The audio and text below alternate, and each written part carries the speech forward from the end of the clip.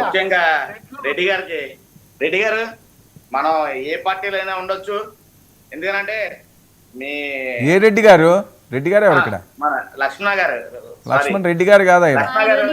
లక్ష్మణ గారు ఎందుకంటే అతిగా ప్రేమించే వ్యక్తి. వాళ్ళ గతంలో వైసీపీలో వచ్చిన, గతంలో జనసేన పార్టీలో చేసిన వ్యక్తికి అనుచరుడుగానే వాళ్ళ మన లక్ష్మణ గారు ఉన్నాడు.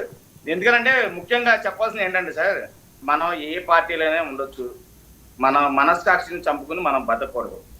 ముఖ్యంగా ముందుగా 32 సంవత్సరాల తర్వాత ప్రత్యక్ష ఎన్నికల్లో పాల్గొన్న పులివెందుల జడ్పీటీసీ సెగ్మెంట్లో ఉన్న ఓటర్లందరికీ కూటమి ప్రభుత్వం తరఫున శుభాకాంక్షలు తెలుపుకుంటూ, అలాగే ఆ సెగ్మెంట్లో జడ్పీటీసీగా గెలిచిన కూటమి అభ్యర్థి అయిన ఆవిడ కూడా మేము శుభాకాంక్షలు తెలుపుకుంటూ, ముఖ్యంగా ఏంటంటే ఇన్ని సంవత్సరాల తర్వాత ప్రజాస్వామ్యంలో గెలుపు ఓటములు అనేవి అందరికీ ఉంటాయి, సహజం అయ్యింది. అసలు ఎలక్షన్ జరగటమే మొట్టమొదటిసారి అయినప్పుడు అసలు పులివెందులకి 32 సంవత్సరాల తర్వాత ఇండిపెండెన్స్ డే ఇవాళ ఆగస్టు 14వ తారీఖున వచ్చిందేమో అనిపిస్తుంది. ఎందుకంటే అంత అసలు ఎన్నికలు జరగకుండానే ఎనామస్ గా జరగడం అనేది చాలా దౌర్భాగ్యమైన పరిస్థితి. ఏ కాన్సెన్స్ అయినా అవ్వచ్చు, ఏదైనా అవ్వచ్చు, ఏ మండలం అయినా వచ్చి ఒక్క వార్డు నెంబర్ కూడా ఇన్ని సంవత్సరాల నుంచి ఎనామస్ గా చేయడం అనేది ఎక్కడా లేదు. ఎందుకంటే వీళ్ళు చేసిన దుర్మార్గాల్ని, లేకపోతే వీళ్ళు చేసిన అవినీతి పరిపాలనని ఆదర్శంగానే ఇవాళ ప్రజలు తీర్పిచ్చారని మనం అందరం అనుకోవాలి. ఎందుకంటే ఇంకో విషయం మాట్లాడుకుంటూ లక్ష్మణ గారు బాగా ఇదవుతున్నారు. ఎందుకంటే నేను ఒక విషయం చెప్తున్నా, లక్ష్మణ గారు, మనం ఓటే ప్రజాస్వామ్యంలో ఉన్నాం. ఏ ఎలక్షన్ అయినా సరే ఓటమి గెలిపోవటంలో మనం స్వీకరించాలి, అది 100% వాస్తవం. ఇవాళ పులివెందులైనా ఒంటిమిట్ట అయినా కూటమి ప్రభుత్వం గెలుపు సాధించింది, దాన్ని మేము ఆస్వాదిస్తున్నాం.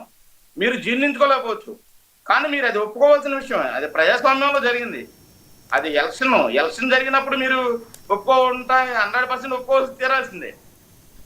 అలాగే మాట్లాడుతూ అందరినీ వ్యంగ్యంగా మాట్లాడుతున్నారు అరుణ గారి గురించి కానీ వేరే గురించి. అరుణ గారి పదవి గురించో, లేకపోతే అరుణ గారి పార్టీ గారి గురించో అరుణ గారు చూసుకుంటారు. ముందు మీ పార్టీ గురించి, మీ పార్టీ మనుగడ గురించి మీరందరూ కష్టపడారు. ఎందుకంటే వాళ్ళు అదే ఆల్రెడీ అధికారంలో ఉన్నారు. 100 స్ట్రైక్ రేట్తో ఇవాళ ఇండియాలోనే మొట్టమొదటి పార్టీగా ఆ పార్టీ జనసేన పార్టీ ఉంది.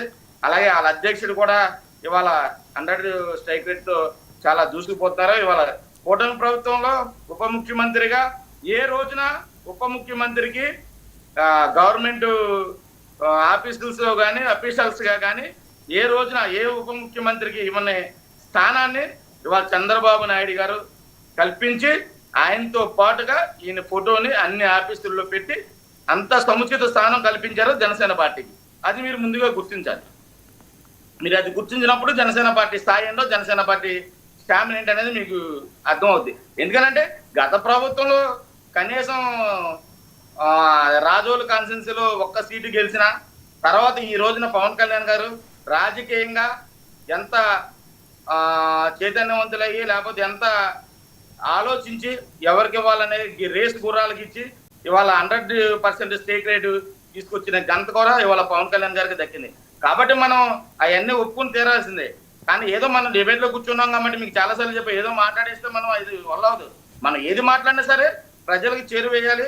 అవన్నీ మనం మాట్లాడే విషయాల్లో అన్ని నిజాలు ఉండాలి, కనీసం నిజాలు అనేది మాట్లాడుకోవాలి. ఇప్పుడు మనం గెలుపుకోవడం అనేది జరుగుతుంది, దాని ఎందుకు గెలిచాం, ఎందుకు ఓడిపోయాం అనేది మనం ప్రజాస్వామ్యంలోకి వెళ్ళి దాన్ని సరిచూసుకోవాల్సిన బాధ్యత మనకు ఉంది. అంతేగాని వాళ్ళ ఏదో వ్యంగ్యంగా మాట్లాడేసి ఏదో చేసేయడం వలన దానికి ఉపయోగం లేదు.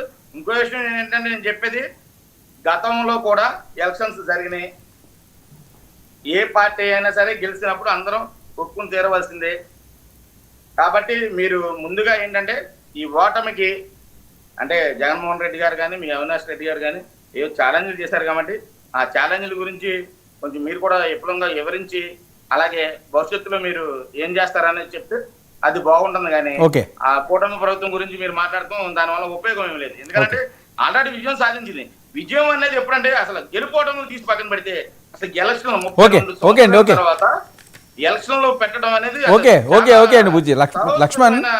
నిర్ణయం. అది లక్ష్మణ్ ఏంటి వాట్ నెక్స్ట్ చెప్పమనండి. వాట్ నెక్స్ట్ వర్మ గారు, వాట్ నెక్స్ట్ అని చెప్పే ముందు ఏదైతే ఇప్పుడు వీళ్ళు చెప్తా ఉన్నారో ఈ పులివెందుల ఎలక్షన్ లో జరిగినటువంటి జెడ్పీటీసీ ఏదైతే ఈ విజయం ఉందో అక్కడ ఉన్నటువంటి డిఐజీ గారు